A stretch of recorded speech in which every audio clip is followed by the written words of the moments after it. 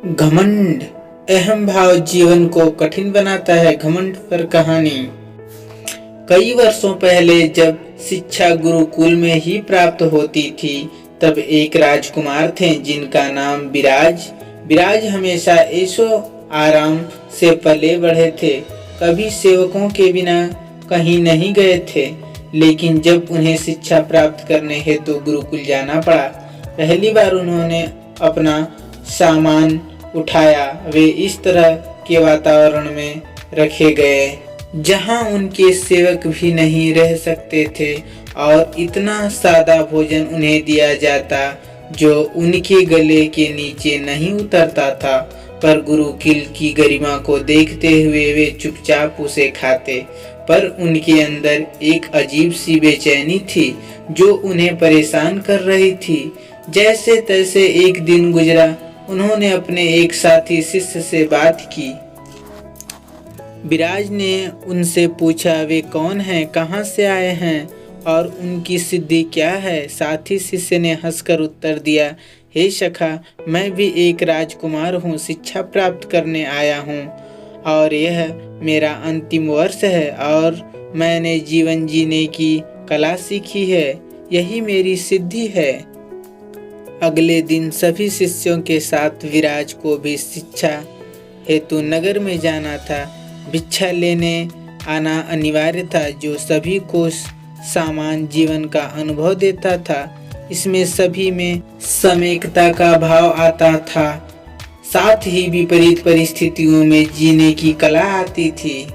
विराज को यह सब अजीब लग रहा था। जहां उनके द्वारा जिन लोगों का पालन पोषण किया जाता था, उनके सामने उन्हें हाथ फैलाना था। मन में कई प्रश्नों के साथ विराज ने नगर में प्रवेश किया। उनके मुख पर अजीब से भाव थे, जिन्हें नगर में एक कन्या ने देखा और भिक्षा देते वक्त उस कन्या ने धान झोले में बाहर फेंक दिया। विराज ने आश्चर्य से उसकी तरफ देखा। विराज के कुछ पूछने से पहले ही कन्या ने कहा, भाई, जिस तरह यह धान व्यर्थ हुआ, उसी तरह आप अपने जीवन को व्यर्थ गंवा रहे हैं। आपको इतना अच्छा जीवन मिला है, ज्ञान अर्जन करने हेतु गुरु का साथ मिला है, पर आपका मन ही नहीं लग रहा है।